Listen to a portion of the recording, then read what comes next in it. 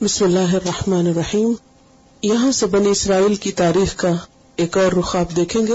بظاہر ہم دیکھ رہے ہیں کہ بات بنی اسرائیل کی ہو رہی ہے، لیکن حقیقت یہ ہے کہ بنی اسرائیل کے رویے کو ہمارے سامنے کھول کر، ہمارے سامنے رکھ کے دراصل ہمیں سمجھایا جا رہا ہے کہ تم وہ نہیں کرنا جو وہ کر چکے. یہاں صرف بنی اسرائیل کی حالت پر تبصرہ مقصود نہیں، خبریں سنانا مقصود نہیں، کہ قصے سنانا ہی مقصود نہیں، بلکہ ان قصوں میں عبرت ہے. جیسے کہ سورۃ یوسف کی آیت 111 میں ہے، لَقَدْ كَانَ فِي قَصَصِهِمْ عِبْرَةٌ لِأُولِي الْأَلْبَابِ. ان کے قصوں میں عبرت ہے، سبق ہے عقل والوں کے لیے.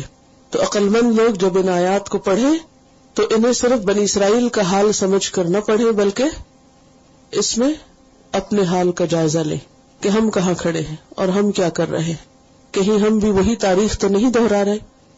تو آیت نمبر 83 میں اللہ سبحانہ وتعالی بنی اسرائیل کے ساتھ کیے ہوئے ایک عہد کا ذکر کر رہے ہیں کہ بنی اسرائیل سے پکا وعدہ لیا گیا تھا کچھ باتوں پر. اور آپ دیکھیں گے کہ کتنی سملیرٹیز ہیں ان تعلیمات میں اور ان میں جو ہمیں دی گئی. وَإِذْ أَخَذْنَا مِيثَاقَ بَنِي إِسْرَائِيلَ، اور جب ہم نے پکا وعدہ لیا بنی اسرائیل سے. کس طرح یہ وعدہ لیا گیا تھا؟ پیغمبروں کے ذریعے، انبیاء کے ذریعے. کیا وعدہ؟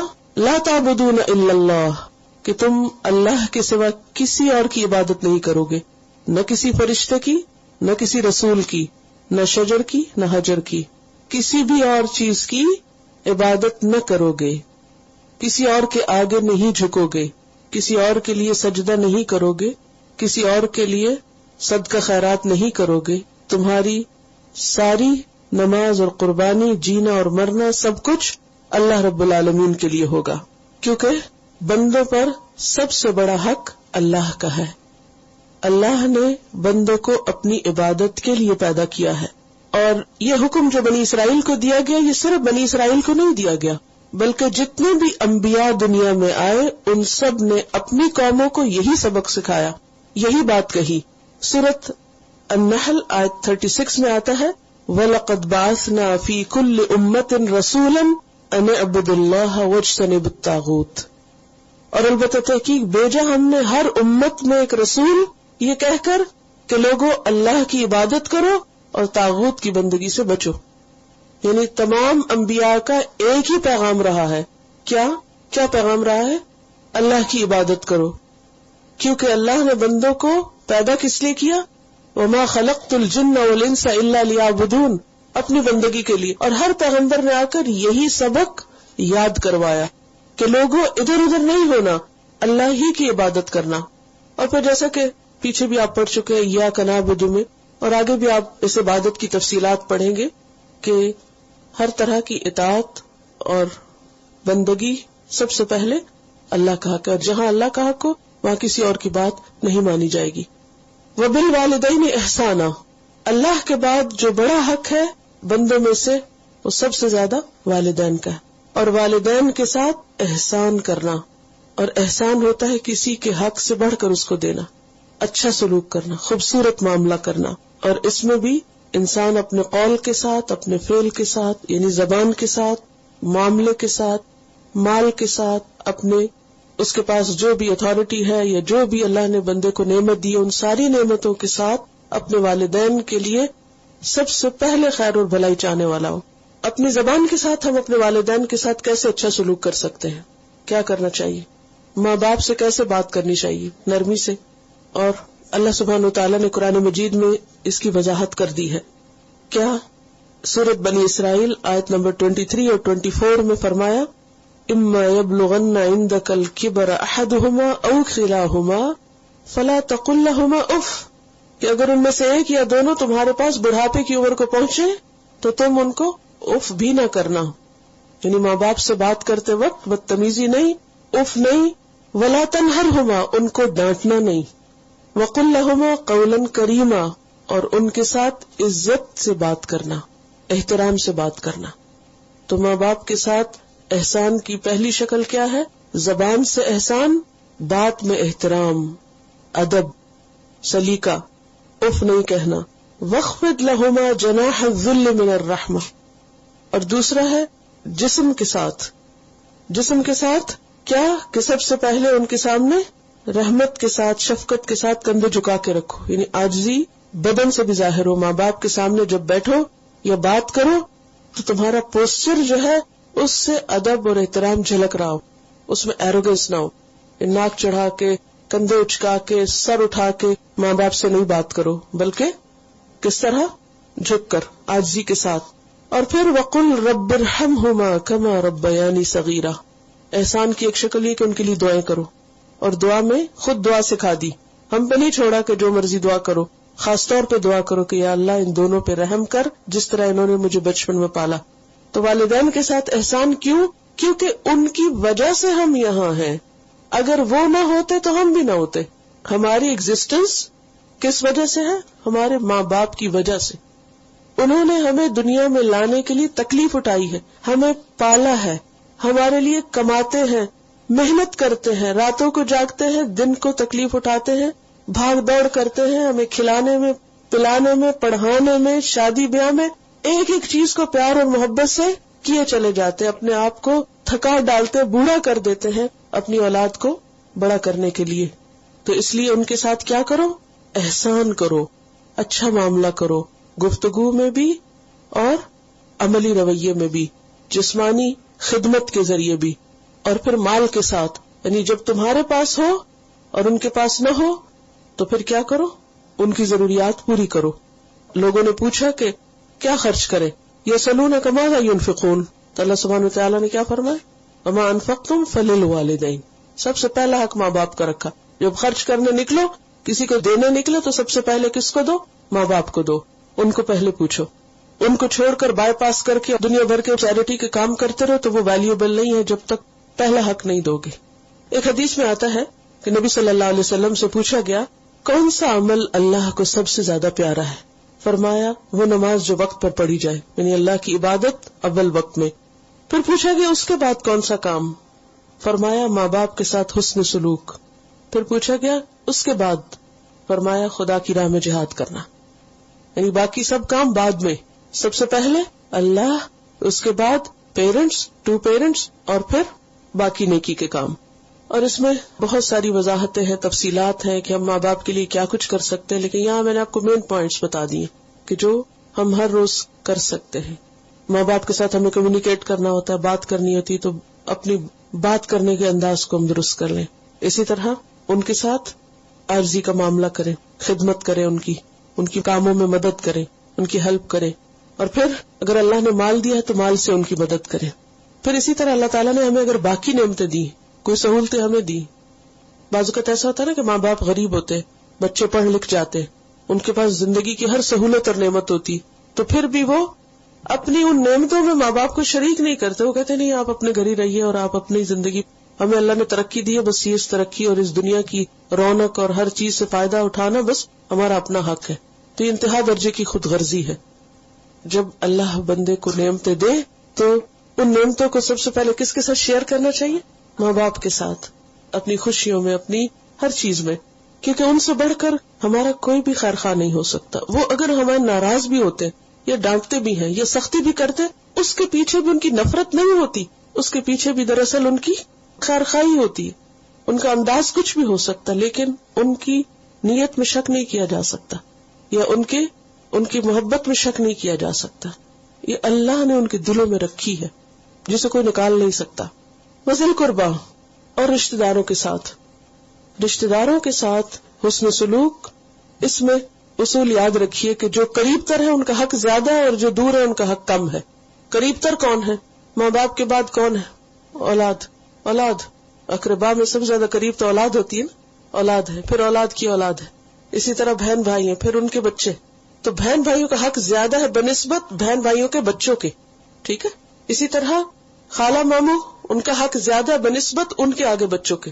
اسی طرح چچا اور دیگر رشتہ دار. اور جیسے میں نے پہلے عرض کیا کہ رشتہ داری 4 نسلوں تک جاتی ہے، یعنی کم از کم 4 نسلوں تک اگر آپ کے رشتہ دار جو زندہ ہیں یا کہیں بھی ہیں، آپ کی جان پہچان میں ہیں، تو ان کے ساتھ احسان کرتے رہیں. اور یہ خواہ ماں باپ کی طرف سے ہو یا ماں کی طرف سے یا باپ کی طرف سے. اور پھر شادی کے بعد سسرالی رشتے بھی اس میں اقربا میں آ جاتے ہیں، قریب والوں میں آ جاتے ہیں. اور ان کے ساتھ بھی قولی احسان اور فعلی. قولی کیا ہے کہ بات کرو تو اچھے طریقے سے کرو، اور جب انہیں مدد کی ضرورت ہو تو ان کی مدد کرو، اور رشتوں کو کاٹو نہیں، قطع رحمی نہیں کرو، کیونکہ اس پر اللہ تعالیٰ کی ناراضگی آتی ہے. پھر اس کے بعد کیا کرو؟ والیتامى، یتیم. اب آپ دیکھیے کہ انسان اللہ کا حق سمجھتا ہے اپنے اوپر کہ اللہ نے سب کچھ ہمیں دیا، ماں باپ کا کہ انہوں نے ہم پہ احسان کیا، رشتہ داروں کا کہ وہ خون کا رشتہ، بلڈ ریلیشن ہے، لیکن اس کے بعد یتیم اور مسکین سوسائٹی کا کمزور ترین حصہ، ان کا ہم پر کوئی احسان نہیں ہوتا. پچھلی کیٹیگری میں یہ سب کون ہے؟ جن کے کسی نہ کسی طرح ہم پر احسان ہے، لہذا ہمارا فرض بنتا ہے کہ ہم اس کو لوٹائیں. مگر یتیم اور مسکین ان کا ہم پر کوئی احسان نہیں. لیکن اللہ تعالیٰ ہم سے کیا چاہتا ہے؟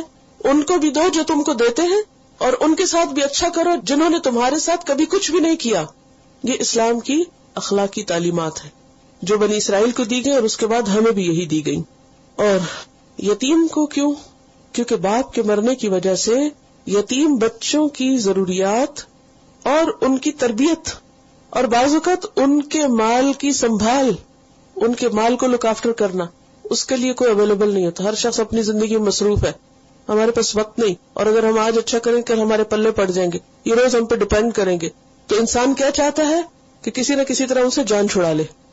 اور پھر کیونکہ یہاں احسان کا حکم دیا جا رہا ہے، یتاموں سے احسان کرو. اچھا جب جان چھڑانی ہوتی تو پھر لوگ کیا کرتے ہیں؟ سخت برتاؤ کرتے ہیں، بے رخی کرتے ہیں، ڈانٹ ڈپٹ دیتے ہیں. قرآن مجید میں ایک اور جگہ کیا کہا گیا؟ فَأَمَّا الْيَتِيمَ فَلَا تَقْهَرْ. بدتمیزی نہیں کرنی یتیم سے، اس سے ڈانٹ ڈپٹ نہیں کرنی، اس کے ساتھ زبردستی اور سخت معاملہ نہیں کرنا، ان کے ساتھ اچھا سلوک کرنا. اور پھر یہ ہے کہ ان کی کفالت، اور چونکہ باپ کی ذمہ داری ہوتی ہے نا کہ وہ بچوں کو دیکھے کدھر جا رہے ہیں، اچھا کر رہے ہیں برا کر رہے ہیں، تو باپ کے نہ ہونے کی صورت میں اخلاقی ذمہ داری ہے تمہاری یتیم بچوں کی پرورش کیسے ہو رہی ہے. کیونکہ ایک عورت کے بس میں نہیں ہوتا پوری نسل کو سیدھے رستے پہ لگانا، اس میں مرد کا تعاون بے حد ضروری ہوتا ہے. تو ایسے میں اگر کسی کا باپ نہ ہو تو بچوں کے بگڑنے کا اندیشہ زیادہ ہوتا ہے، یا ان بچوں کی جو آئندہ زندگی کی پلاننگ ہے، فیوچر پلاننگ ہے، یا ان کی پڑھائی لکھائی ہے، یا ان کی شادی بیاہ ہے، اس کی ذمہ داری لو. یہ ہے ان کے ساتھ احسان.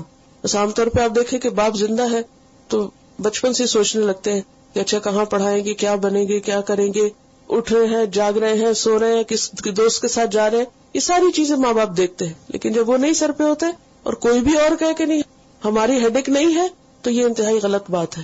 نہیں، تم سے عہد لیا جا رہا ہے کہ تم ان کا بھی خیال رکھو گے. پھر اس کے بعد مساکین آتے ہیں. ماں باپ ہیں لیکن بیمار ہیں یا ہینڈی کیپ ہے یا کوئی اور وجہ ہے جس کی وجہ سے بیٹھے ہوئے. مساکین کے جو سکون بس ٹک گئے ایک جگہ، کوئی کام نہیں کر سکتے، ان کے پاس جاب نہیں ہے، کام نہیں ہے، بیماری ہے، نکل نہیں سکتے، ذہنی کوئی بیماری ہے، جسمانی بیماری ہے، کوئی ڈپریشن ہے، کوئی ایسی چیز ہے کہ جس کی وجہ سے وہ اپنے آپ کی ہیلپ نہیں کر سکتے. تو تمہارا کیا فرض بنتا ہے؟ ان کے ساتھ بھی احسان کرو، ان کے ساتھ بھی اچھا سلوک کرو. اور چونکہ مساکین وغیرہ جو ہوتے ہیں وہ بےچارے اپنے آپ کو نہیں سنبھال سکتے، کسی کو کیا کہیں گے، عموماً وہ شکوہ شکایت بھی نہیں کر سکتے، اپنی ضرورت کا اظہار بھی نہیں کر سکتے. بعض ایسے سفید پوش ہوتے ہیں کہ بھوکے مر جائیں گے لیکن کسی کے آگے ہاتھ نہیں پھیلائیں گے، کسی کو اپنی ضرورت نہیں بتائیں گے. تو ایک اسلامی سوسائٹی کا فرض بنتا ہے کہ وہ خود آنکھیں کھولے اور دیکھے کہ کون کہاں ضرورت مند ہے اور وہ اس کا خیال کرے. اور یہاں کیا کہا جا رہا ہے؟ احسان کرنے کو. صرف یہ نہیں کہا کہ ان کے حق حقوق دے دو، کا احسان کرو. اور احسان اس وقت ہوتا ہے جب آپ دوسرے کے رویے سے بہتر رویہ اختیار کرتے، یہ احسان ہوتا ہے. ایک ہوتا ہے نا جیسا کوئی تم سے کرے ویسا تم کر دو، اور احسان کیا ہے؟ ڈگری ابو. دوسرا جو بھی کرتا ہے، سامنے والا جو بھی کرتا ہے، تم اس سے اچھا کرو، اس سے اوپر اٹھ کے کرو. ورنہ تو آپ دیکھیں آپ کو ہر ایک سے اتنی شکایتیں ہوں گی کہ آپ کسی کا کچھ بھی نہیں کر سکتے. کس کو ماں باپ سے شکایتیں نہیں ہوتی؟ کس کو رشتہ داروں سے کوئی شکوہ شکایت نہیں ہے؟ کوئی ایسا کہ جو کہ نہیں میرے رشتہ دار تو بہت ہی اچھے ہیں اور میرا بہت خیال رکھتے ہیں اور مجھے ان سے کوئی شکایت نہیں. ہر ایک کو کچھ نہ کچھ ہوتا ہے. تو بھلے ماں باپ سے شکایتیں ہو، بھلے ماں باپ سختی کا برتاؤ کرتے ہو، بھلے رشتہ دار آپ کو نہ پوچھے، بھلے یتیم مسکین آپ کی عزت نہ کرے. کیونکہ بعض اوقات ایسے ہوتا ہے نا کہ سوسائٹی کے ایسے لوگ جو ہر طرف سے محروم ہوتے ہیں، پھر وہ کیا کرتے ہیں؟ ریونج لینے لگتے ہیں. اور کچھ نہیں تو بدتمیزی کریں گے، بد کلامی کریں گے، پیچھے باتیں کریں گے، یا کسی نہ کسی طرح تنگ کریں گے، ستائیں گے. تو ان ساری چیزوں کو اپنی جگہ ہونا. احسان کا مطلب ہے ان سارے فیکٹس کے باوجود تمہیں کیا کرنا ہے؟ اچھا کرنا ہے. یہ ہے انسانیت. وقولوا للناس حسنا، وقولوا للناس حسنا، اور کہو لوگوں سے حسن، خوبصورت. کہو لوگوں سے خوبصورت. کیا خوبصورت بات؟ خوبصورت بات کہو. کوئی چیز کیسے خوبصورت ہوتی ہے؟ خوبصورتی کو ڈیفائن کرے، بیوٹی کو ڈیفائن کرے. جو چیز دیکھ کے خوشی ہو، سن کے خوشی ہو، جو اچھی لگے، جسے ہر کوئی اچھا ہی کہے. حسن کس کو کہتے؟ بیوٹی کس کو کہتے؟ جو اٹریکٹ کرے، جو اچھی لگے، اور ظاہری طور پر بھی اور باطنی طور پر بھی، اپنی ظاہری شکل میں بھی اور اپنے کانٹینٹ کے اعتبار سے.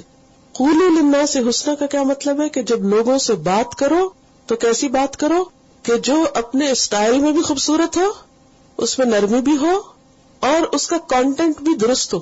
بعض اوقات لوگ دوسروں کو ہنسانے کی باتیں کرتے ہیں، لیکن وہ کیا ہوتی ہیں؟ جھوٹ. تو ایسی بات قولاً حسنا نہیں ہے، حسن نہیں ہے. حسن وہ ہے جو ظاہر میں بھی خوبصورت ہے اور اپنے حقیقت کے اعتبار سے بھی خوبصورت ہے. اور یہاں پر حسن کیوں کہا گیا؟ قولوا للناس حسن.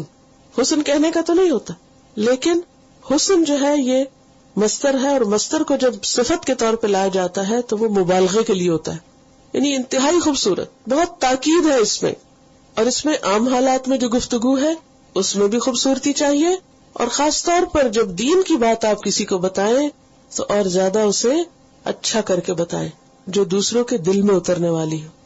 جیسے نبی صلی اللہ علیہ وسلم سے کہا گیا وَقُلْ لَهُمْ فِي أَنفُسِهِمْ قَوْلًا بَلِيغًا، کہو ان کے دلوں میں بات جو دل میں اتر جائے. دل میں اترنے والی بات کرو جو دوسرے کے دل کو لگ جائے، دوسرے کے دل کو چھو جائے، ٹچ کر جائے. وہ ہے خوبصورت بات. دیکھیے اچھی بات کس کو اچھی نہیں لگتی؟ لیکن ہم کتنے بخیل ہوتے ہیں بعض اوقات اچھی بات کرنے میں. یا نہیں؟ کوئی ہم سے بات کرے کاٹ کھانے کو دوڑیں گے. اور پھر بعض اوقات یہ ہوتا ہے کہ ہم باہر تو کچھ پھر اچھی کر ہی لیتے ہیں عزت کے مارے، لیکن گھر میں ذرا سا کوئی ہم کو چھیڑے تو کیا کرتے ہیں؟ کوئی آپ کو ڈسٹرب کرے، ٹیسٹ ہے کل آپ کا، اور کوئی آپ کو ڈسٹرب کرے، کیسے پیش آئیں گے آپ اس سے؟ آپ کچھ کرنا چاہ رہے، کسی کا فون آ گیا، کیا رویہ ہوتا ہے، کیا ری ایکشن ہوتا ہے؟ یعنی ایسے وقت میں کسی کا فون آئے جب آپ کو پسند نہ ہو تو اس وقت آپ کے منہ سے کیا نکلتا ہے ذرا اس کو نوٹ کیجئے. آپ کے چہرے کے تاثرات کیا ہوتے ہیں اس کو نوٹ کیجئے. خوبصورت بات جو ہے اس میں اسٹائل بھی اچھا ہو، چہرے کے تاثرات بھی اچھے ہو. یہ نہیں کہ آپ ویسے بڑے نرم بول رہے ہو اور ویسے آپ گور رہے ہو اور کسی کو اس طرح دیکھ رہے ہو کہ دوسرے ڈر ہی جائے. اور بات یہ ہے کہ بعض اوقات اسٹائل خوبصورت ہوتا ہے اور بات درست نہیں ہوتی، تو اس پر بھی ہمیں دھیان رکھنا چاہیے، اور خصوصی طور پر جھوٹ سے بچنے کی کوشش کرنی چاہیے. یعنی آپ کسی سے درست بات کریں لیکن کسی کو خوش کرنے کے لیے غلط بیانی نہیں، یا کسی تیسرے شخص کا مذاق نہیں.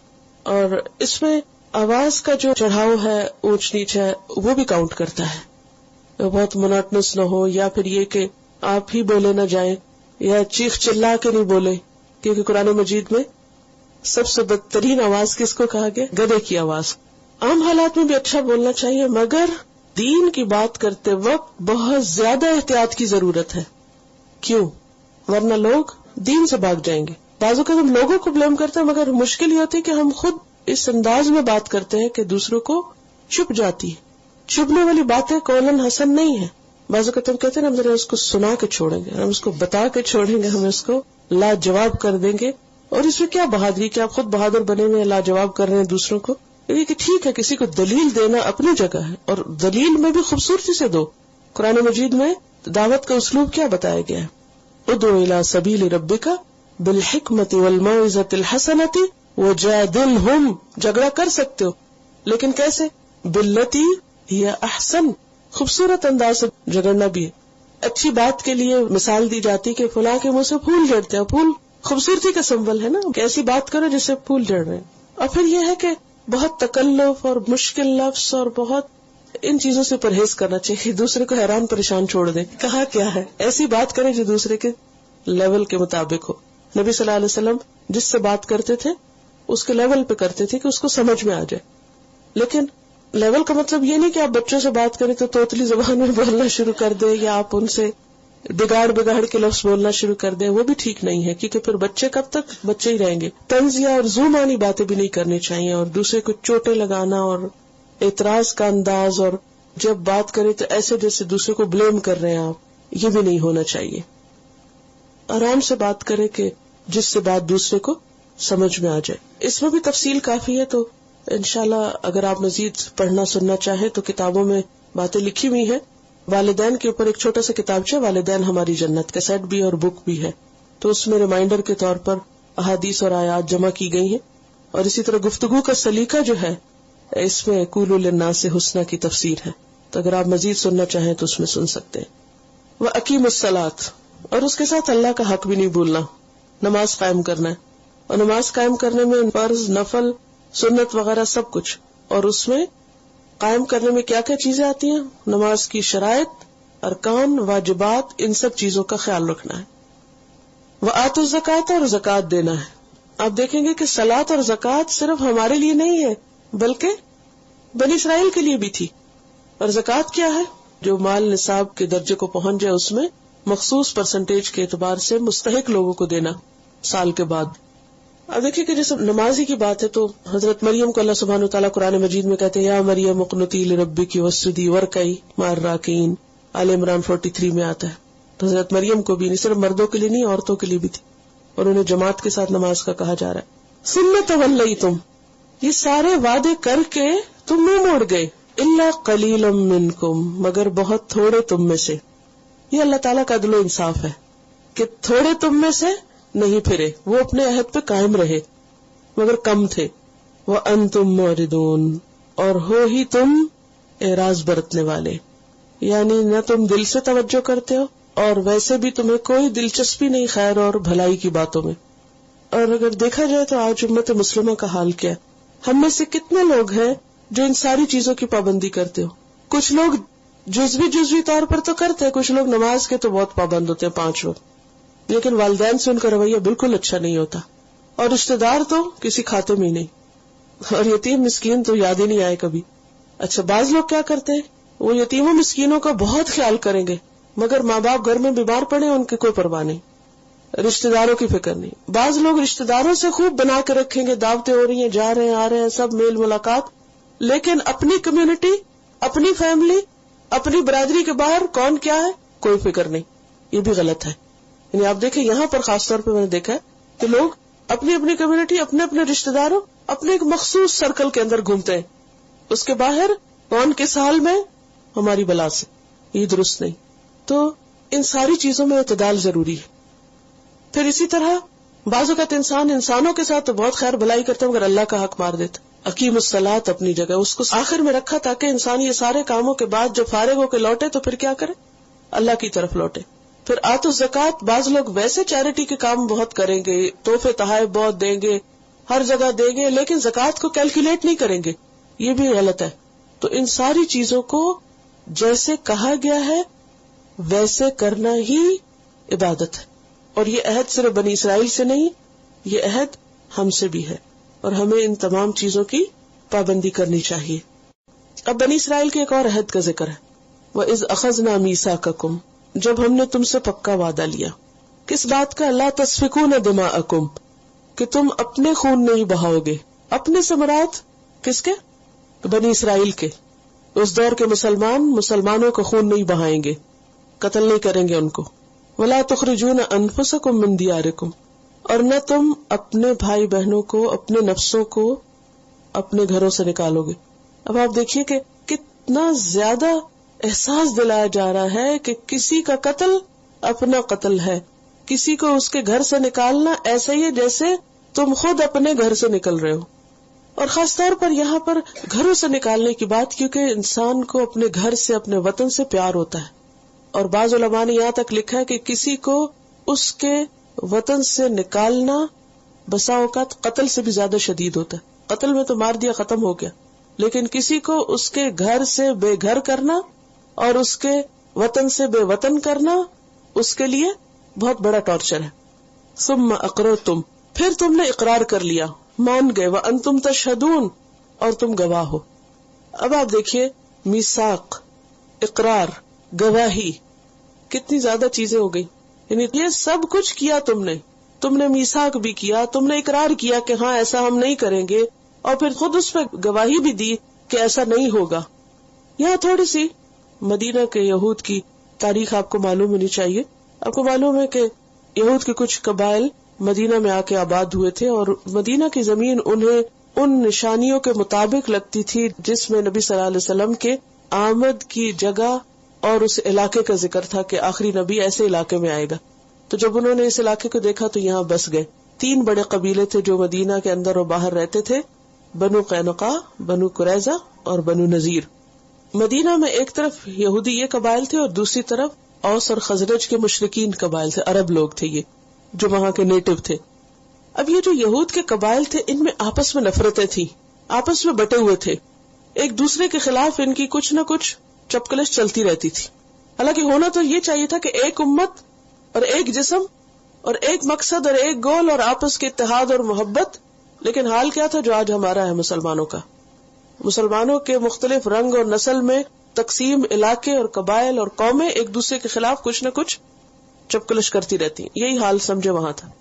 اب کیا ہوتا تھا کہ دنیاوی سیاست کے تحت یہ آپس میں بعض اوقات اعلائے بننے کی بجائے کیا کرتے، دنیاوی مفادات کے لیے مشرکین کے ساتھ اتحاد کر لیتے تھے. جیسے آج کل مسلمان اپنی قومی سیاست کے تحت یہ نہیں دیکھتے کہ ہم کس کا گروہ، کس کی پارٹی ہیں، کس کا ساتھ دے رہے ہیں، کس کی مدد کر رہے ہیں، بس وہ دیکھتے کہ ہمیں وقتی طور پر فائدہ کس سے. تو یہ بھی کیا کرتے کہ آپس میں اتحاد کرنے کی بجائے مشرکین قبائل سے اتحاد کر لیتے. لہٰذا یہ کہا جاتا کہ بنو نذیر اور قریظہ جو تھے وہ اوس کے ساتھ مل جاتے اور قینقاع جو تھے وہ خزرج کے ساتھ. نبی صلی اللہ علیہ وسلم کی مدینہ آمد سے تقریباً 5 سال پہلے جنگ بواس ہوئی تھی اور اس میں بہت بڑے پیمانے پہ بلڈ شیڈ ہوا تھا. اس جنگ میں اوس اور خزرج آپس میں لڑے تھے. اب کیا ہوا، جو لوگ اوس کے ساتھ تھے یہود کے وہ ان کی طرف سے لڑے اور جو خزرج کے ساتھ تھے وہ ان کی طرف سے لڑے، اور آپس میں اب ان کی جنگ شروع ہوئی.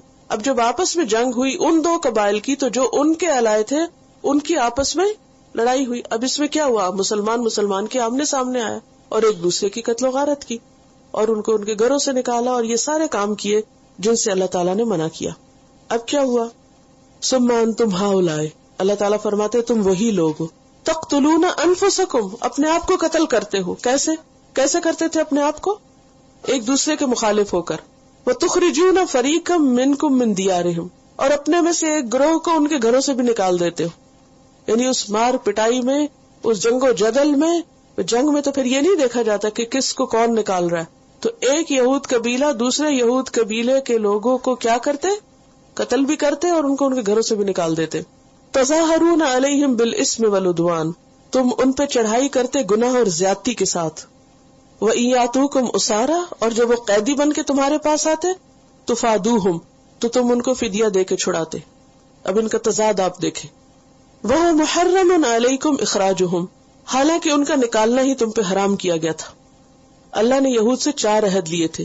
کیا کہ ایک دوسرے کا خون نہ کریں گے، ایک دوسرے کو جلا وطن نہیں کریں گے، ظلم اور زیادتی میں مدد نہیں کریں گے، فدیہ دے کے قیدیوں کو چھڑائیں گے. اب یہ کیا کرتے، پہلے 3 احکام تو پامال کر دیتے. کیسے؟ خون بھی کرتے، ظلم زیادتی بھی کرتے، جلا وطن بھی کرتے، لیکن آخری حکم جو تھا اس کی پابندی کرتے. اور وہ کیا تھا کہ جب تمہارے بہن بھائی قید میں چلے جائیں تو فدیہ دے کے چھڑا لینا. اب ہوتا کیا، ان جگ و جدل میں جب وہ قیدی بن جاتے کچھ لوگ تو پھر تورات کا حوالہ دے کے مذہبی لیڈرز ان کے چندوں کی اپیل کرتے کہ ہمارے اتنے بھائی فلاں جگہ پر قید ہیں، لہٰذا ان کے لیے فدیہ جمع کرو اور ان کو چھڑاؤ. اب یہ کنٹراڈکشن دیکھ، کیا وجہ تھی؟ وجہ کیا تھی اس تضاد کی؟ کہ اللہ کے احکامات کی پابندی تو کرتے نہیں تھے جو حقیقی حکم تھے، کہ قتل نہیں کرنا، جلاوت نہیں کرنا، ظلم زیادتی نہیں کرنا. لیکن جو نمائشی قسم کے مذہبی کام تھے، چندے جمع کر کے اور یہ بتانا کہ ہم بہت خیر خواہ ہیں اور ہمارے دل میں بہت ہمدردی ہے اور ہم قیدیوں کے لیے بہت رحم دل ہیں اور ان کے لیے ہم چندہ جمع کر رہے ہیں اور ہم ان کو اب چھڑا رہے ہیں. Deep contradiction. ایک طرف اللہ کے احکام کی تم خلاف ورزی کر رہے ہو، مار داڑ کر رہے ہو، اور دوسری طرف چندے جمع کر کے قیدی چھڑا رہے ہو. تو وجہ کیا تھی؟ وجہ یہ تھی کہ جس کام میں ان کی نمائش ہوتی اور ان کو بڑی شہرت ملتی اس کام کو تو بڑی خوشی سے کرتے، لیکن اول درجے میں جہاں اللہ کے حکم کی پابندی مطلوب تھی اس کو کرتے نہیں تھے. تو اس پر اللہ سبحانہ وتعالیٰ نے فرمایا کہ تم قتل بھی کرتے ہو، جلا وطن بھی کرتے ہو، ظلم اور زیادتی بھی کرتے ہو. وَإِن يَأْتُوكُمْ أُسَارَىٰ، ہاں اگر قیدی ہو کے آ جائیں تو پھر تم فدیہ دے کے چھڑا دیتے ہو. وَهُوَ مُحَرَّمٌ عَلَيْكُمْ إِخْرَاجُهُمْ، حالانکہ ان کا تو نکالنا ہی حرام تھا. أَفَتُؤْمِنُونَ بِبَعْضِ الْكِتَابِ، کیا تم کتاب کے بعض حصے کو مانتے ہو؟ وَتَكْفُرُونَ بِبَعْضٍ، اور بعض کا کفر کرتے ہو. کس کو مانتے تھے؟ آخری حکم کو، فدیہ دینے. اور کفر کس کا کرتے؟ 3 احکامات کا. 3 احکام تو مانتے نہیں، ایک مان لیتے ہو. تو اس کا نتیجہ کیا ہے؟ فما جزاء من يفعل ذلك منكم، کیا بدلہ ہو سکتا ہے اس کا جو تم میں سے ایسا کرے کہ کچھ بات مانے اور کچھ نہ مانے. الا خزي في الحیات الدنیا، سوائے اس کے کہ اسے دنیا میں بھی ذلت اور رسوائی کا سامنا ہو. ویوم القیامت، اور قیامت کے دن بھی کیا ہوگا؟ یردون الی اشد العذاب، ایسے لوگ جو اللہ کے بعض حکم مانے اور بعض نہ مانے شدید ترین عذاب کی طرف لوٹائے جائیں گے. وما اللہ بغافل عما تعملون، اور اللہ تمہارے اعمال سے غافل نہیں ہے. اب اس میں آپ دیکھیے کہ جو اس آیت سے ہمیں پتہ چلتا ہے کہ اللہ سبحانہ وتعالیٰ کے نزدیک انسانی خون بہانا بہت بڑا جرم ہے. اس لیے بنی اسرائیل سے پکا وعدہ لیا گیا تھا کہ تم آپس میں ایک دوسرے کا خون نہیں بہاؤ گے. اور یہ حرمت بھی ہر دور میں رہی ہے، صرف آج نہیں، کیونکہ قرآن مجید میں بھی آتا ہے نا، وَمَن يَقْتُلْ مُؤْمِنًا مُتَعَمِّدًا فَجَزَاؤُهُ جَهَنَّمُ خَالِدًا فِيهَا وَغَضِبَ اللَّهُ عَلَيْهِ وَلَعَنَهُ وَأَعَدَّ لَهُ عَذَابًا عَظِيمًا، سورۃ النساء 93. جو کسی مومن کو جان بوجھ کے قتل کرے گا اس کی سزا جہنم ہے جس میں ہمیشہ رہے گا. اس پر اللہ کا غضب اور اس کی لعنت، اور اللہ نے اس کے لیے بہت بڑا عذاب تیار کر رکھا ہے. یہ کس کی سزا ہے؟ کسی مسلمان کو قتل کرنے. جب ایک مسلمان دوسرے مسلمان کو جان بوجھ کے قتل کرے، یہ اس کی سزا بتائی گئی. یہ قرآن مجید میں لکھا ہوا ہے. اسی طرح بنی اسرائیل کے لیے بھی حرام تھا کیا؟ کہ کوئی بنی اسرائیلی کسی بنی اسرائیلی کا خون بہائے. اور آپ دیکھیں کہ نبی صلی اللہ علیہ وسلم نے حجۃ الوداع کے موقع پر جو آخری حج تھا اور سب سے بڑا مجمع تھا، آپ صلی اللہ علیہ وسلم کی گیدرنگز ہوتی، مجلسیں روز ہوتی تھی مسجد نبوی میں، اور جہاں بھی سفر پہ آپ جاتے تھے راستے میں بھی صحابہ آپ کے ساتھ بیٹھتے، تعلیم ہوتی، باتیں ہوتی. صبح کی نماز کے بعد آپ بیٹھتے، لوگ خواب سناتے، جاہلیت کے قصے سناتے. تو خالص دینی مجلسیں بھی ہوتی تھی اور ملی جلی بھی، جس میں وہ اپنے دل کے حال شیئر کیا کرتے. بہرحال اب آپ دیکھیے کہ وہ مجلس جو سب سے بڑی مجلس تھی، سب سے بڑا مجمع، اس میں آپ صلی اللہ علیہ وسلم نے سب لوگوں کو خطاب کر کے پوچھا. آپ نے پوچھا ایو یوم ھذا، یہ آج کون سا دن ہے؟ اور یہ کب؟ حج کے موقع پر.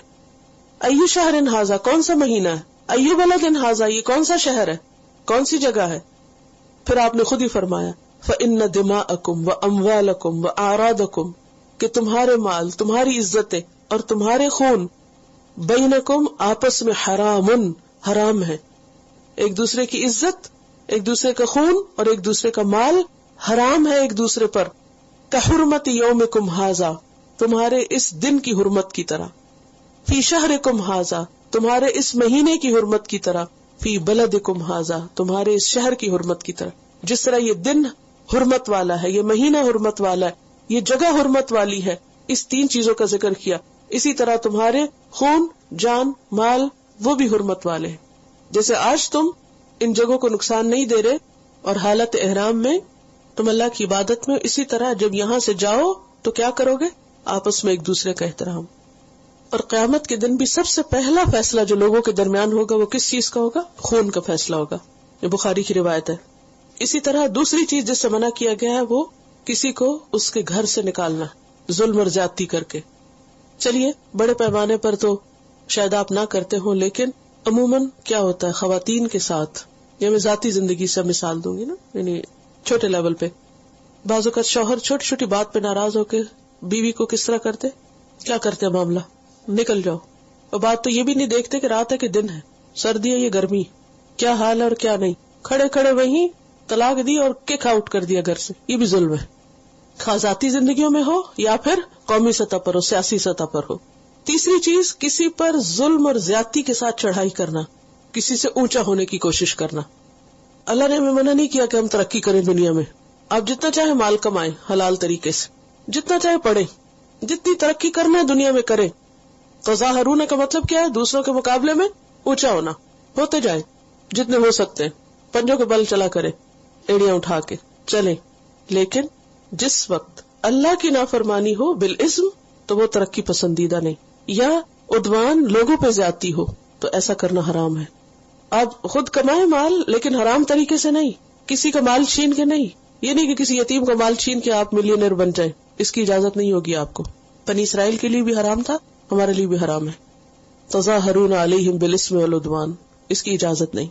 تو بنی اسرائیل نے اس حکم کی بھی پامالی کی، اس کی پرواہ نہیں کی، اپنے بھائی بندوں پر زیادتی کی، اس عہد کو نہیں نبھایا. لیکن ایک بات جس میں ان کی ذاتی نمائش تھی، فدیہ دے کے چھڑانا، اس میں وہ بڑھ چڑھ کر حصہ لیتے تھے. قیدی چھڑانا بھی اسلام میں بہت بڑی نیکی، غلام آزاد کرنا بھی نیکی.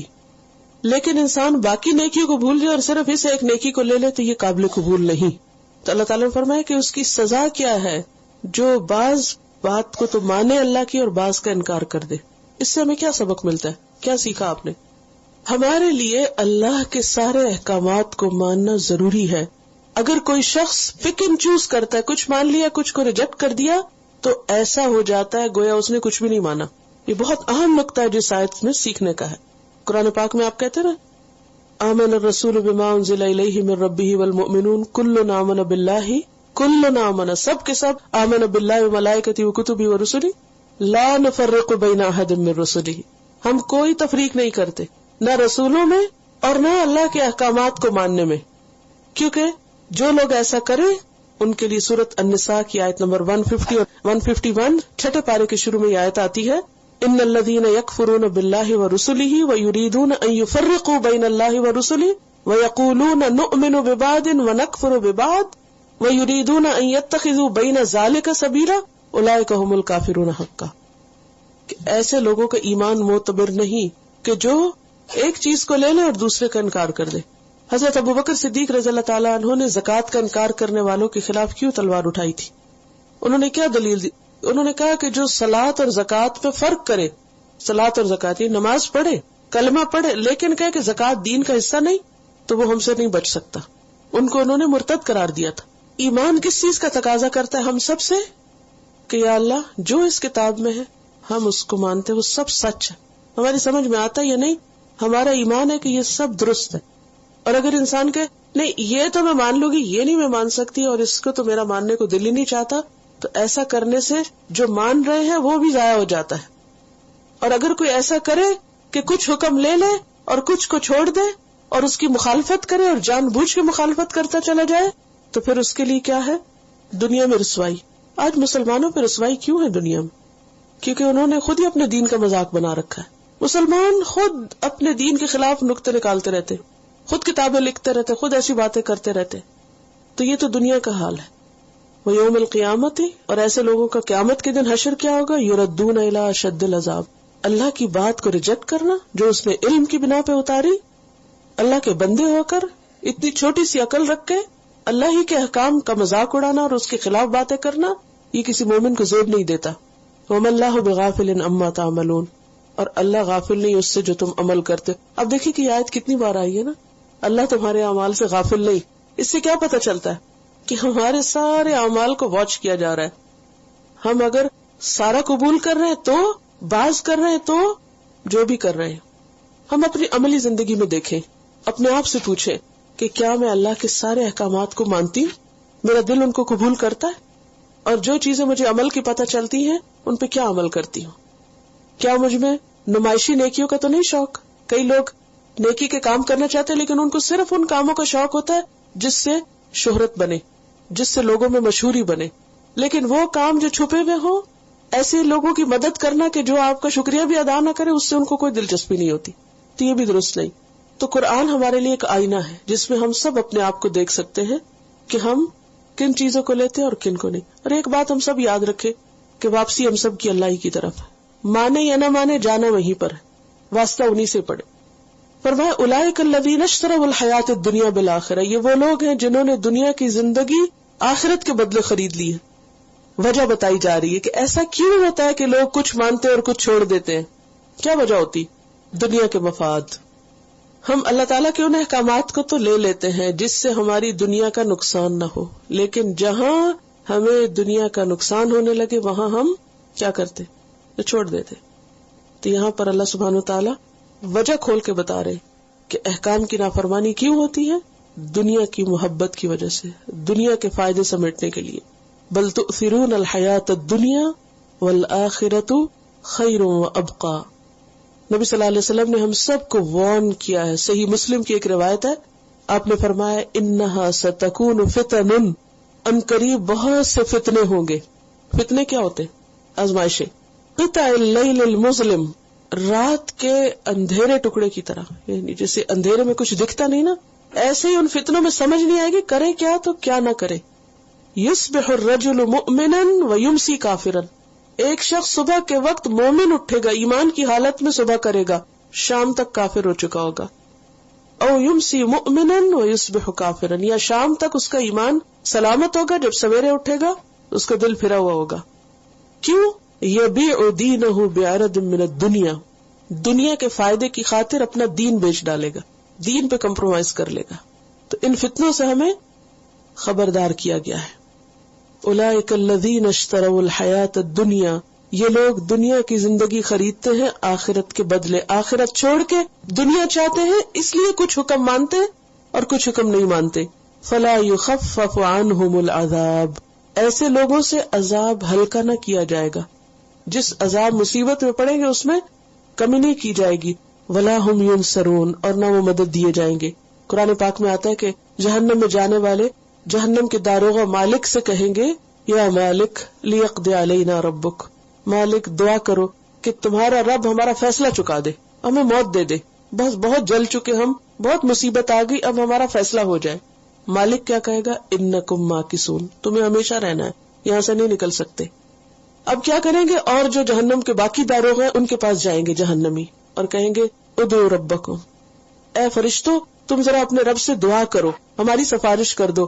یخفف عنا یوما من العذاب، کہ اللہ ہمارے عذاب میں ایک دن کی کمی کر دے، بس ایک دن کی چھٹی مل جائے ہم کو کہ اس دن عذاب نہ ہوا کرے. دنیا میں بھی ہم کام کرتے رہتے ہیں نا، پورا ویک کام کرتے، پھر ہم کیا کہتے ہیں ویکینڈ تو فارغ ملنا ہی چاہیے نا، ایک دن تو چھٹی ہونی چاہیے، ایک دن تم آرام کرے. وہاں بھی کہیں گے چلو 6 دن اگر عذاب ہے تو ایک دن ہمارا عذاب کم ہو جائے، ختم بھی نہیں کم ہو جائے. تو جواب میں کیا کہیں گے؟ قالوا فدعوا، وہ کہیں گے خود ہی دعا کر لو، ہم نہیں کرتے تمہارے لیے دعا، سفارش بھی نہیں ہوگی، کوئی سفارش نہیں کرے گا. فما تنفعهم شفاعۃ الشافعین وما دعاء الکافرین الا فی ضلال، اور نہیں پکار کافروں کی مگر غارت ہونے والی، ختم ہونے، کوئی اس کا فائدہ نہیں، سب گم ہو جائے گی.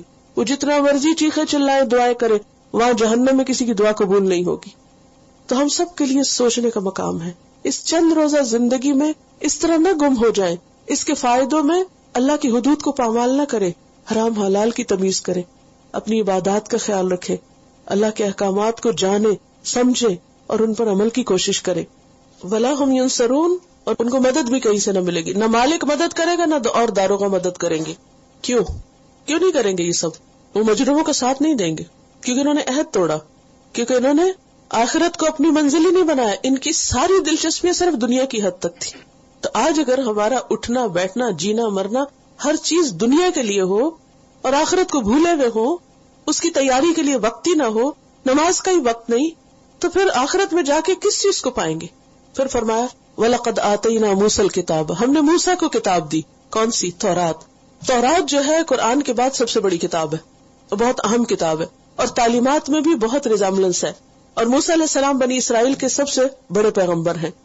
وَقَفَّيْنَا مِن بَعْدِهِ بِالرُّسُلِ، اور اس کے بعد ہم نے کئی رسول پے در پے بھیجے جن کا ذکر پہلے میں نے کیا. وَآتَيْنَا عِيسَى ابْنَ مَرْيَمَ الْبَيِّنَاتِ، اور عیسیٰ ابن مریم کو بھی ہم نے کھلی نشانیاں دی تاکہ لوگ ان کو مان سکے.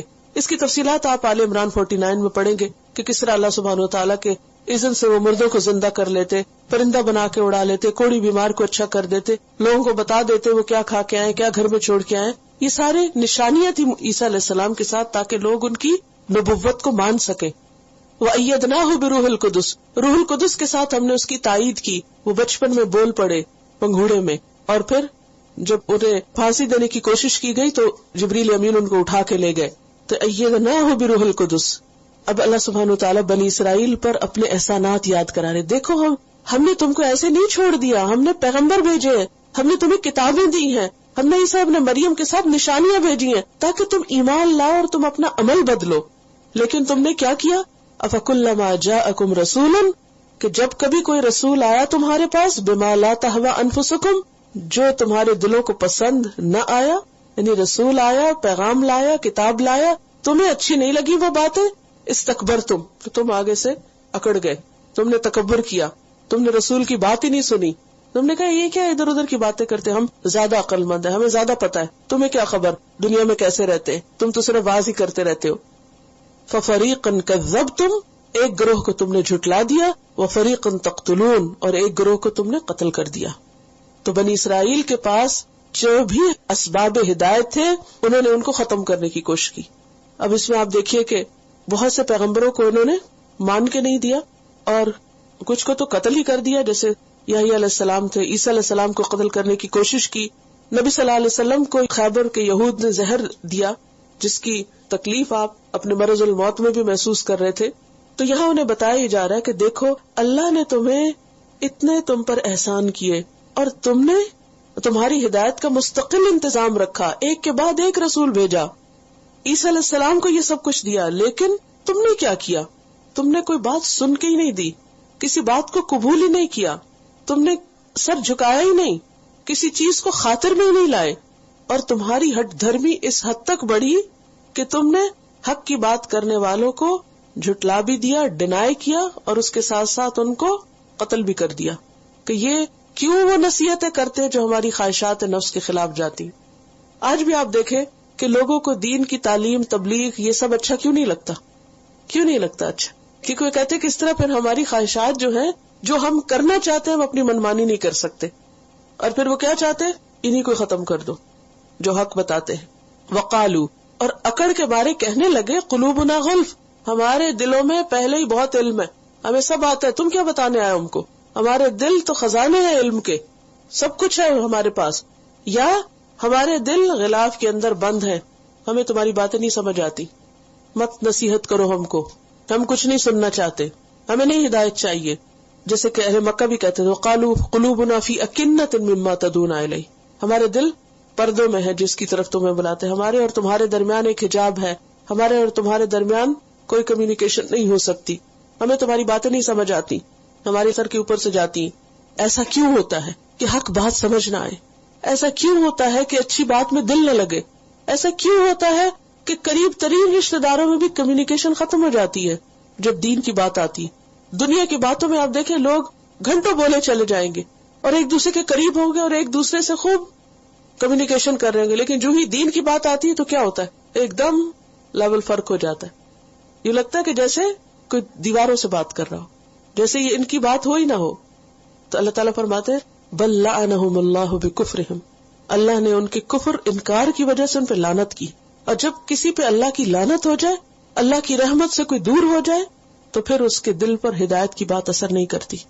یعنی جب کوئی شخص ریجیکٹ ہی کرتا چلا جائے، ڈینائی کرتا چلا جائے، اس نے ڈیسائیڈ کر لیا کہ مجھے نہیں لینا حق، مجھے نہیں سننا، مجھے نہیں کرنا، تو پھر اللہ کی رحمت اس سے ہٹ جاتی، پھر اس کے لیے ہدایت کے دروازے بند ہو جاتے ہیں۔ فَقَلِيلًا مَا يُؤْمِنُونَ، تو کتنا کم ہے جو وہ ایمان لاتے ہیں، بہت تھوڑا ہے ان کا ایمان، کیونکہ ایمان زیادہ ہو تو کیا ہوتا ہے؟ دل کا زنگ دھل جاتا ہے۔ یاد رکھیے ایمان کی ایک حرارت ہوتی ہے، جو ہم سب غلطیاں کرتے ہیں، ہم سب سے گناہ ہوتے ہیں، لیکن ایمان کی حرارت سے وہ سارا میل کچال نکلتا چلا جاتا ہے۔ یہی وجہ ہے کہ جب آپ کسی ایسی مجلس میں ہوتے ہیں، کسی ایسی جگہ پر ہوتے، مثلا اگر آپ حج کرنے جاتے ہیں تو ایمانی ماحول ہوتا ہے، ایمان بڑھتا ہے، نتیجہ کیا ہوتا ہے؟ برائیاں بری لگنے لگتی ہیں۔ آپ کسی اچھی مجلس میں ہوتے، اچھے انسان کے ساتھ ہوتے تو آپ کو برائیوں سے نفرت ہونے لگتی ہے، لیکن جب ایمان کا لیول لو ہوتا ہے، کمزور ہوتا ہے ایمان، تو پھر اچھی بات بری لگنے لگتی ہے، کوئی قرآن کی بات اچھی نہیں لگتی، دین کی بات اچھی نہیں لگتی۔ تو اللہ تعالیٰ فرماتے ہیں کہ اصل بات یہ کہ فَقَلِيلًا مَا يُؤْمِنُونَ، ان کا ایمان ہی بہت کم ہے، بہت تھوڑا ہے جو ایمان لاتے ہیں، ان کا ایمان بہت کم ہے۔ وَلَمَّا جَاءَهُمْ كِتَابٌ مِّنْ عِندِ اللَّهِ، اور جب آئی ان کے پاس کتاب اللہ کی طرف سے، مُصَدِّقٌ لِّمَا مَعَهُمْ، جو اس کی تصدیق کرتی ہے جو ان کے پاس ہے، یعنی قرآن۔ وَكَانُوا مِن قَبْلُ يَسْتَفْتِحُونَ عَلَى الَّذِينَ كَفَرُوا، اس سے پہلے وہ کافروں کے مقابلے میں فتح مانگتے تھے، یعنی جب ان کی اوس اور خزرج سے لڑائیاں ہوتی تو کیا کہتے؟ یا اللہ وہ آخری نبی جلد بھیج تاکہ اس کے ساتھ مل کے ہم ان کو شکست دیں، کیونکہ انہیں پتا تھا کہ آخری نبی کی اللہ مدد کرے گا. آخری نبی کے اوصاف میں، یہ صفات میں یہ بات موجود تھی اور ان کو اپنی کتاب کے ذریعے پتا تھا. پیغمبر کے آنے سے پہلے وہ پیغمبر کے آنے کی دعائیں مانگتے تھے کہ اللہ پیغمبر بھیج. فلما جاءہم، پھر جب وہ آ گیا ان کے پاس، کون؟ پیغمبر. ما عرفوا، جس کو انہوں نے پہچان لیا کہ واقعی وہ ہے. قرآن مجید میں ایک اور جگہ پر آتا ہے، سورۃ الانعام آیت 20، الذین آتیناہم الکتاب یعرفونہ کما یعرفون ابناءہم، جنہیں ہم نے کتاب دی ہے وہ اس پیغمبر کو ایسے پہچانتے ہیں جیسے اپنے بیٹے کو کوئی پہچانتا ہے. تو کیا ہوا ان کا ری ایکشن؟ ما عرفوا کفروا بہ، انکار کر دیا، کفر کر دیا. فلعنۃ اللہ علی الکافرین، لعنت ہے اللہ کی انکار کرنے والوں پر. تو یہاں پر بنی اسرائیل کی حقیقت کھولی جا رہی ہے کہ ان کے کنٹراڈکشن دیکھو، کہ کتاب کا انتظار تھا ان کو، پیغمبر کا انتظار تھا، جب حق آیا تو انکار کر دیا. کیوں کیا؟ اس کی اگلی آیت میں وجہ بتائے گی. بئس ما اشتروا بہ انفسہم، کتنی بری چیز ہے جس کے عوض انہوں نے اپنے آپ کو بیچ ڈالا. ان یکفروا بما انزل اللہ، کہ انہوں نے کفر کیا اس کا جو اللہ نے اتارا. وجہ بغین، ضد کی وجہ سے، بغاوت کی وجہ سے، حسد کی وجہ سے. کیا حسد؟ ان ينزل اللہ من فضلہ علی من یشاء، کہ اتارتا ہے اللہ اپنے فضل میں سے جس پہ وہ چاہتا ہے اپنے بندوں میں سے. کہ پیغمبر ان میں سے کیوں نہیں آیا، پیغمبر بنی اسرائیل میں سے کیوں نہیں آیا. بس یہ ضد لگا لی، حسد کر لیا. کیونکہ عربوں کو تو یہ امی کہتے تھے اور اپنے سے کم تر سمجھتے تھے. اب چونکہ پیغمبر ان میں سے آ گیا تو انہوں نے کہا کہ ہم نہیں مانیں گے. اگر ہماری قوم اور قبیلے کا ہوتا تو ہم مانتے. اب یہ ان کا تعصب تھا. فباؤوا بغضب علی غضب، تو وہ اللہ کے غضب پر غضب کے ساتھ پلٹے، پھر اللہ کا ان پہ شدید غضب ہوا. وللکافرین عذاب مہین، اور کافروں کے لیے عذاب ہے رسوا کرنے والا. تو بات یہ ہے کہ انہوں نے جو کچھ پسند کیا یعنی کفر اور انکار، اللہ نے اس کو بئس ما کہا کہ بدترین چیز ہے، اقرار کی بجائے انکار. پھر ایک اور بات اس آیت سے یہ پتہ چلتی ہے کہ انسان کی ضد جو ہے، ایروگنس جو ہے، ہٹ درمی جو ہے، وہ حق کو قبول کرنے میں رکاوٹ بن جاتی ہے، جیسے ان کی. اسی طرح حسد بھی حق کو قبول کرنے میں رکاوٹ بن جاتا ہے. ایک انسان بعض اوقات اتنا اچھا ہوتا ہے، اتنی خیر ہوتی ہے، لیکن جو اس سے جیلس ہوتا ہے اسے اس میں کوئی خیر نظر نہیں آتی. وہ جیلسی کی وجہ سے اس کی ہر خوبی میں بھی خامی تلاش کر لیتا ہے. تو حسد جو ہے یہ انسان کو حق قبول کرنے میں مانع ہوتی ہے. ایک اور بات یہ کہ اللہ نے قرآن کو اپنا فضل کہا ہے. ینزل اللہ من فضلہ علی من یشاء. قرآن کیا ہے؟ یہ کیا اتارا ہے اللہ نے؟ قرآن، وحی. اور یہ کیا ہے؟ فضل. یہ نعمت جو اس وقت آپ کو مل رہی ہے، یعنی قرآن کی یہ دولت جو اس وقت آپ کو نصیب ہو رہی ہے، یہ بھی دراصل کیا ہے؟ اللہ کا فضل ہے. اللہ جس کے لیے چاہتا ہے اس کا دل کھول دیتا ہے، اس کے لیے راستے آسان کر دیتا ہے. تو اس پر اللہ کا شکر ادا کرنا چاہیے. نبی صلی اللہ علیہ وسلم جو طویل قیام کرتے تھے کیا کہتے تھے؟ فلا اکون عبدا شکورا، کیا میں اللہ کا شکر گزار بندہ نہ بنوں کہ اللہ نے مجھے اتنے بڑے انعام سے نوازا کہ مجھ پر وحی اتاری، مجھے اپنی کتاب دی، اور آپ کے ذریعے یہ کتاب ہم سب تک بھی پہنچی. لہذا اس فضل پر شکر گزار ہونا چاہیے، نہ کہ انکار. اور پھر یہ ہے کہ انسان کو ہمیشہ یہ دیکھنا چاہیے کہ حق جہاں بھی ہو قبول کر لے، بھلے وہ کسی دوست کے پاس ہو یا دشمن کے پاس ہو. کبھی کسی اچھی بات کا انسان اس لیے انکار نہ کرے کہ چونکہ یہ فلاں کہہ رہا ہے. یہ تعصب نہیں ہونا چاہیے، باعث نہیں ہونا چاہیے انسان کو. وَإِذَا قِيلَ لَهُمْ آمِنُوا بِمَا أَنزَلَ اللَّهُ، اور جب ان سے کہا جاتا ہے ایمان لاؤ اس پر جو اللہ نے اتارا، قالوا، وہ کہتے ہیں، نؤمن بما انزل علینا، ہم تو اس کو مانیں گے جو ہم پر اترا ہے، بس تورات کو مانیں گے، قرآن نہیں مانتے. وَيَكْفُرُونَ بِمَا وَرَاءَهُ، اور وہ کفر کرتے ہیں جو اس کے علاوہ ہے، یعنی قرآن وغیرہ. وَهُوَ الْحَقُّ، حالانکہ وہ قرآن حق ہے. مُصَدِّقًا لِمَا مَعَهُمْ، اس چیز کی تصدیق کرتا ہے جو ان کے پاس ہے. یعنی قرآن سے انہیں کیوں عداوت ہے، کیوں دشمنی ہے؟ قرآن تو وہ سب باتیں بتا رہا ہے جو پہلے سے ان کی کتابوں میں لکھی ہوئی ہیں. قرآن کوئی نئی چیز تو نہیں لایا، قرآن ان کی چیزوں کو کنفرم کر رہا ہے. قرآن تو ان سے تعصب نہیں رکھتا، انہیں کیوں قرآن سے ضد ہے؟ قل فلم تقتلون انبیاء اللہ، ان سے پوچھئے تم اللہ کے نبی کو کیوں قتل کرتے رہے ہو؟ من قبل، اس سے پہلے. اگر تم کہتے ہو کہ ہم صرف اپنے نبی مانیں گے اور اپنی کتاب مانیں گے تو پھر اپنے نبیوں کو کیوں قتل کیا تھا تم نے؟ ان کنتم مؤمنین، اگر تم مومن ہو. تو اس آیت سے یہ پتہ چلتا ہے کہ گروہی تعصب جو ہوتا ہے، تعصب کیا ہوتا ہے؟ باعث ہونا کہ جو ہمارے پاس ہے بس ہم اس کو مانیں گے، جو ہمارے بزرگ کہتے ہیں بس ہم وہ لیں گے، جو ہمارے خاندان کی روایتیں ہم بس ہم وہ لیں گے، دوسروں کی بات کو نہیں قبول کریں گے. تو بات یہ ہے کہ دین میں فرقہ واریت اور گروہ پرستی اور صرف چند باتوں کو لینا اور باقیوں کو انکار کر دینا، خواہ وہ صحیح کیوں نہ ہو، یہ درست رویہ نہیں. اور پھر یہ ہے کہ اس آیت سے بھی پتہ چلتا ہے کہ اللہ سبحانہ وتعالی بہت زبردست اور خوبصورت طریقے سے ان کی باتوں کا رد کرتے. تو بعض اوقات جب دین کے معاملے میں کوئی غلط بات کر رہا ہو تو اس کا رد کرنا بھی دلیل کے ساتھ ضروری ہے. اور کتنی زبردست دلیل ہے. تم کہتے ہو کہ ہم اپنی کتاب مانیں گے، اپنے پیغمبر مانیں گے، وہ اپنے پیغمبروں کے ساتھ کیا سلوک کیا تھا. اصل بات یہ کہ تم کو حق ہی اچھا نہیں لگتا، خواہ تمہارے اپنے اندر سے ہو یا باہر سے ہو، تم حق کے دشمن ہو. تو اصل جرم کیا ہے؟ حق کی مخالفت. حق کو قبول کرنا، حق کا اعتراف کرنا انسان کی سب سے بڑی خوبی ہے. اور جب کسی شخص کے اندر یہ خوبی آ جاتی ہے تو اللہ کا محبوب ترین بندہ بن جاتا ہے. تو اللہ تعالی ہم سب کو اس کی توفیق دے کہ حق جہاں بھی ہو ہم اسے قبول کر لیں اور اسے قبول کرنے میں کبھی بھی تاخیر سے کام نہ لے. اور اللہ ہمارے اندر کی ضد، حسد اور تعصبات کو دور کر دے اور ہمیں دوسروں کے لیے خیر و بھلائی کا ذریعہ بنائے. وآخر دعوانا ان الحمد للہ رب العالمین. سبحانک اللہم و بحمدک، نشہد ان لا الہ الا انت، نستغفرک و نتوب الیک. السلام علیکم و رحمۃ اللہ وبرکاتہ.